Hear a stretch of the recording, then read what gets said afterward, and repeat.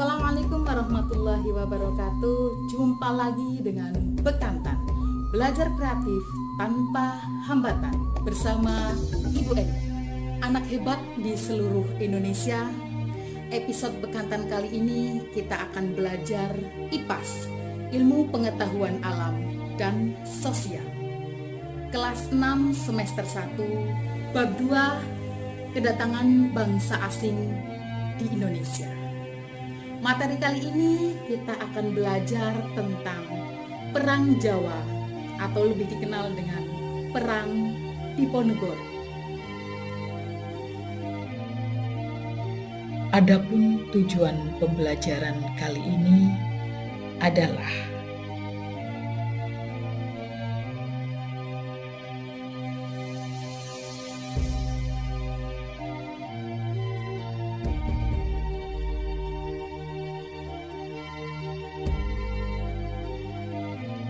siapa Pangeran Diponegoro?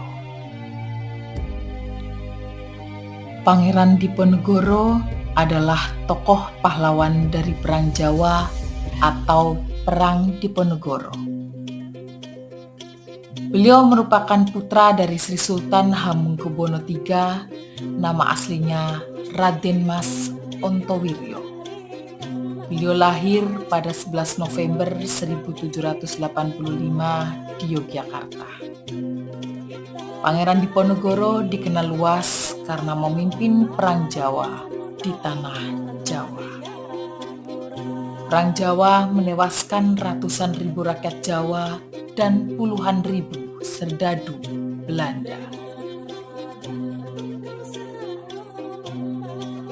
Apa yang menjadi latar belakang Perang Diponegoro?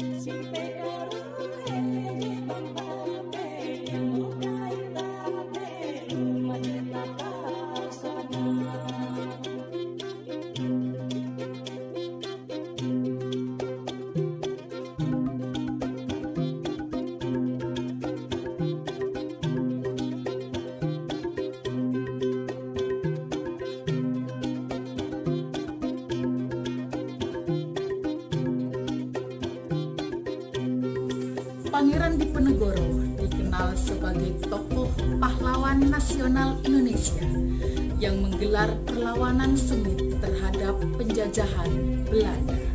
Perlawanan Pangeran Diponegoro terhadap Belanda dipicu oleh berbagai faktor, termasuk ketidakpuasan terhadap pemerintahan kolonial Belanda yang menindas eksploitasi terhadap rakyat serta intervensi dalam urusan dalam negeri Keraton Yogyakarta. Selain itu, kebijakan-kebijakan yang merugikan dari pemerintahan kolonial Belanda juga memicu perlawanan dari berbagai elemen masyarakat Jawa. Perang Diponegoro dimulai pada tahun 1825 ketika Pangeran Diponegoro secara terbuka menentang Belanda.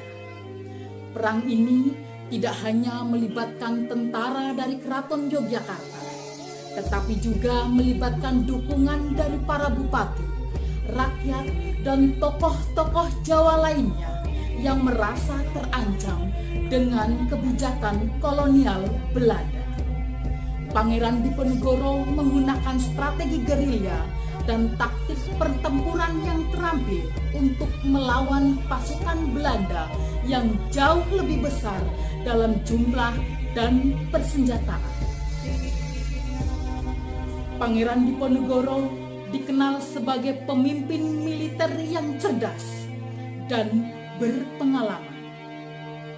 Ia memanfaatkan medan yang sulit di pegunungan dan hutan Jawa untuk mengelabui dan menyerang pasukan Belanda secara tiba-tiba. Taktik gerilya yang digunakan oleh beliau membuat pasukan Belanda kesulitan untuk menangkapnya atau mengalahkannya secara langsung. Meskipun berhasil menggempur pasukan Belanda dalam beberapa pertempuran besar, pada tahun 1830 Pangeran Diponegoro akhirnya ditangkap oleh Belanda setelah perlawanan yang panjang dan sengit. Penangkapannya dianggap sebagai titik balik dalam perang tersebut.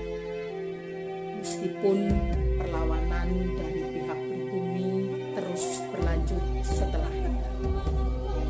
Setelah ditangkap, beliau diasingkan ke Manado, Sulawesi Utara, di mana beliau meninggal dunia pada tahun 1855. Perlawanan Pangeran Diponegoro tidak hanya memperlihatkan kegigihan dalam medan perang, tetapi juga menjadi simbol perlawanan dan semangat kepahlawanan bagi bangsa Indonesia.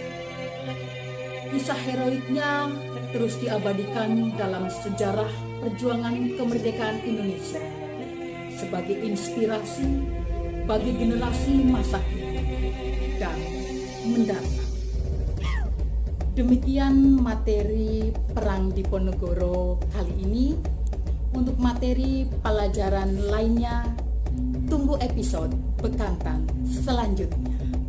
Assalamualaikum warahmatullahi wabarakatuh.